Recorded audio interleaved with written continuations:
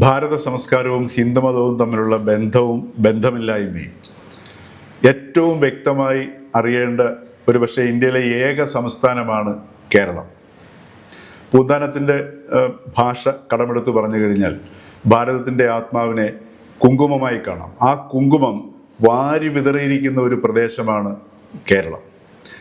ആ കുങ്കുമം ജീർണതയുടെ അടിയിൽ ചെളിയിൽപ്പെട്ടു പോയപ്പോൾ അതിൽ നിന്ന് പൊക്കിയെടുത്ത ആ കുങ്കുമത്തെ പ്രതിഷ്ഠിക്കലായിരുന്നു അരുവിപ്പുറത്ത് ശ്രീനാരായണ ഗുരു നടത്തിയത്.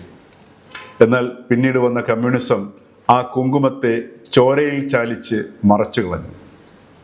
ഇതിൻ്റെ ഏറ്റവും വലിയ ദുരന്തം ഇന്ന് അനുഭവിക്കുന്നത് കേരളത്തിലെ സ്ത്രീകളാണ്.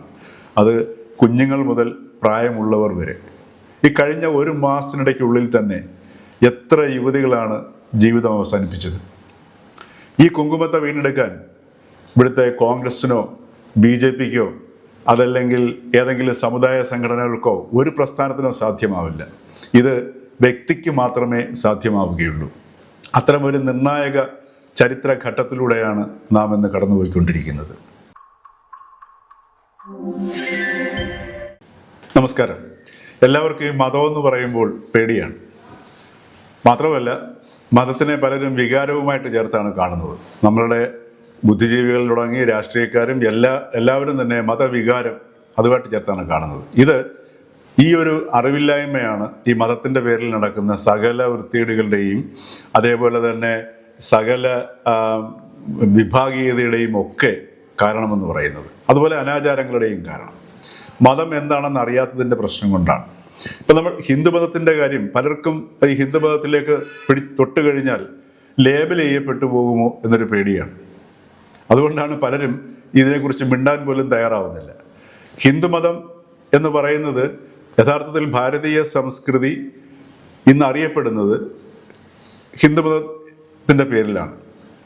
കാരണം ഹിന്ദുമതം അല്ലെങ്കിൽ ഹിന്ദു എന്ന പേര് തന്നെ ഭൂമിശാസ്ത്രപരമായിട്ട് ഈ സിന്ധു നദിയുടെ കരയിൽ ജീവിക്കുന്ന അല്ലെങ്കിൽ കരയിലുള്ള ഒരു സമൂഹം എന്ന നിലയിലാണ് ഹിന്ദു എന്നുള്ള പ്രയോഗം തുടങ്ങിയത്. അത് പേർഷ്യയും അതുപോലെ ഗ്രീക്കുകാരും ഒക്കെയാണ് ആദ്യം അത് ഉപയോഗിച്ചിരുന്നത്. പിന്നീട് 1787 ചാൾസ് ഗ്രാൻഡ് എന്ന് പറഞ്ഞൊരു സ്കോട്ട്ലൻഡ് ക്രിസ്ത്യൻ മിഷണറി ഈ ഹിന്ദുയിസം എന്നുള്ള വാക്ക് അദ്ദേഹത്തിൻ്റെ ഒരു സ്വകാര്യ കത്തിൽ ഉപയോഗിക്കുന്നത്.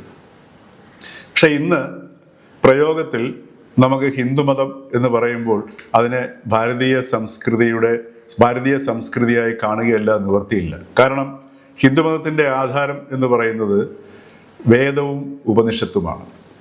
വേദവും ഉപനിഷത്തും തന്നെയാണ് ഭാരതത്തിൻ്റെ സംസ്കാരവും. അപ്പോൾ അതിനെ നമ്മൾ തിരിച്ചറിയണം. ഈ സംസ്കാരത്തിൻ്റെ വിന്യാസമാണ് ഇന്ന് നമ്മൾ ഇന്ത്യ മുഴുവൻ നമുക്കിത് കാണാൻ കഴിയുന്നത്. അത് ഓരോ പ്രദേശത്തിൻ്റെ പ്രാദേശിക പ്രത്യേകതകൾ കണക്കിലെടുത്ത് ആ പ്രദേശത്തെ ഓരോ മനുഷ്യനും ഉതകുന്ന രീതിയിലാണ് ഈ വേദോപനിഷത്തിൽ നിന്ന് ലഭ്യമായിട്ടുള്ള ആ ജ്ഞാനം പ്രയോഗതലത്തിൽ വരുത്തിയിട്ടുള്ളത്. അത് ഏറ്റവും കൂടുതൽ പ്രയോഗത്തിൽ വരുത്തിയിട്ടുള്ള ഒരു പ്രദേശമാണ് ഈ കേരളം എന്ന് പറയുന്നത്. ജൈവമായ എന്തും ജീർണിക്കും എന്നുള്ളതിന് യാതൊരു സംശയവുമില്ല. ഇത് സംസ്കാരം എപ്പോഴും ജൈവമാണ്, അതിങ്ങനെ മാറിക്കൊണ്ടിരിക്കും. അതേസമയത്ത് അതിൻ്റെ അടിസ്ഥാന തത്വങ്ങൾ അടിസ്ഥാനമായിട്ടുള്ള എൻ്റെ ആത്മാവ് പോയി കഴിഞ്ഞാൽ, ആത്മാവ് മറഞ്ഞു കഴിഞ്ഞാൽ അത് ജീർണിക്കുകയും ചെയ്യും. അത്തരം ജീർണിച്ച് സാമൂഹികമായി ജീർണിച്ച് അധപ്പതിച്ച് ഒരു മനുഷ്യ സമൂഹമാണെന്ന് നമുക്ക് പറയാൻ പോലും യോഗ്യമല്ലാത്ത ഒരവസ്ഥ. ആ ഒരവസ്ഥ കണ്ടിട്ടാണ് സ്വാമി വിവേകാനന്ദൻ കേരളത്തെ ഭ്രാന്താലയം എന്ന് പറയുന്നത്. അത്തരമൊരവസ്ഥയിലാണ് ഒരു ഉറുമ്പിന് പോലും പീഡ ഏൽപ്പിക്കാതെ ഈ കേരള നവോത്ഥാനം ആരംഭിക്കുന്നത്. അത് ശരിക്കും ഭാരതീയ സംസ്കൃതിയുടെ ഒരു അതിനെ വീണ്ടെടുത്തുള്ള പ്രതിഷ്ഠയാണ്. എന്താണോ ജീർണിച്ചത്, ഉദാഹരണത്തിന് നമുക്കിപ്പം പാല് പിരിഞ്ഞഴുകിക്കഴിഞ്ഞാലുള്ള അവസ്ഥ നമുക്കറിയാം. അതിനകത്ത് പുഴുക്കളും മറ്റ് സംഗതികളൊക്കെ വരും. അപ്പം അതിനെ കണ്ടിട്ട് നമ്മൾ പാലെന്ന് പറഞ്ഞു കഴിഞ്ഞാൽ അത് ഏറ്റവും വൃത്തിയുടെ സാധനമാണ്. അതാണ് കമ്മ്യൂണിസത്തിന് പറ്റിയ അപകടം എന്ന് പറയുന്നത്. പക്ഷേ എന്താണ് ചീഞ്ഞത് എന്ന് നമ്മൾ അന്വേഷിച്ചു പോകുമ്പോഴാണ് അത് പാലിലെത്തുക. ആ ഒരു അന്വേഷണത്തിൻ്റെ ഫലമായിട്ടാണ് ഈ ശ്രീനാരായണ ഗുരു ഈ കുങ്കുമം കണ്ടെത്തുന്നതും അരുവിപ്പുറത്ത് ശിവപ്രതിഷ്ഠ നടത്തുന്നത്. ഈ നവോത്ഥാനത്തിന് മുമ്പ് കേരളത്തിന് സാമൂഹികമായി മാത്രമേ ഇത്രയും ജീർണത ഉണ്ടായിരുന്നുള്ളൂ. സാമൂഹികമായിട്ട് അങ്ങേറ്റം ജീർണിച്ചിരുന്നു. പക്ഷേ അന്നും ആ ജീർണ അവസ്ഥയിൽ പോലും ആ സംവിധാനം കേരളത്തിൻ്റെ മണ്ണിനെയും പ്രകൃതിയെയും ശുദ്ധമാക്കി സൂക്ഷിച്ചിരുന്നു. അവിടെയാണ് ഈ ഭാരതീയ സംസ്കൃതിയുടെ ഏറ്റവും വലിയ ബ്രില്യൻസ് അല്ലെങ്കിൽ ആ ഒരു സാമർഥ്യം വരുന്നത്. കാരണം എന്ന് വെച്ചാൽ എത്ര ജീർണിച്ചു കഴിഞ്ഞാലും ചില അടിസ്ഥാന ഘടകങ്ങളെ ആചാര രൂപത്തിൽ ഇതിനകത്ത് നിലനിർത്തും. അതാണ് അതിനുള്ളിലാണ്, ഈ ആചാരങ്ങൾക്കുള്ളിലാണ് ഈ കുങ്കുമത്തെ പൊതിഞ്ഞു വച്ചിരിക്കുന്നത്. അത് എത്ര അഴുക്കിൽ കിടന്നു കഴിഞ്ഞാലും അതിനകത്ത് അഴുക്ക് വരലില്ല. അത് ആർക്ക് വേണമെങ്കിലും എന്ന് വേണമെങ്കിലും ആ പൊതി അഴിച്ച് ആ കുങ്കുമത്തെ എടുക്കാം.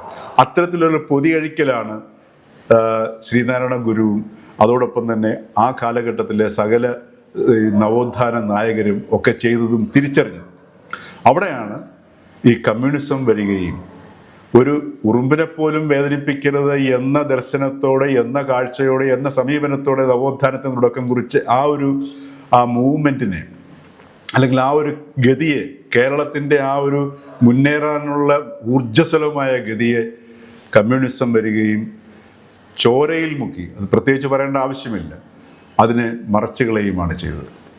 അത് കമ്മ്യൂണിസ്റ്റ് പാർട്ടി അംഗങ്ങളെയോ അല്ലെങ്കിൽ കമ്മ്യൂണിസ്റ്റുകാരെയോ മാത്രമല്ല ബാധിച്ചിരിക്കുന്നത്. കേരളത്തിലെ ഓരോ മനുഷ്യനെയും മാത്രമല്ല, ജന്തു സസ്യങ്ങളെപ്പോലും ഈ കമ്മ്യൂണിസം ബാധിച്ചിരിക്കുമെന്ന് നമുക്ക് നോക്കി അറിയാം. ഇന്ന് നമ്മൾ നേരിടുന്ന പ്രകൃതിയുടെ പ്രശ്നങ്ങൾ, അതേപോലെ സ്ത്രീകൾ നേരിടുന്ന പ്രശ്നങ്ങൾ, കുട്ടികൾ നേരിടുന്ന പ്രശ്നങ്ങൾ, വിദ്യാഭ്യാസം നേരിടുന്ന പ്രശ്നങ്ങൾ എന്ന് വേണ്ട, പുറമേ നോക്കിക്കഴിഞ്ഞാൽ ഒരുപാട് ഭൗതികമായ നേട്ടങ്ങൾ നമുക്ക് കാണാൻ കഴിയും.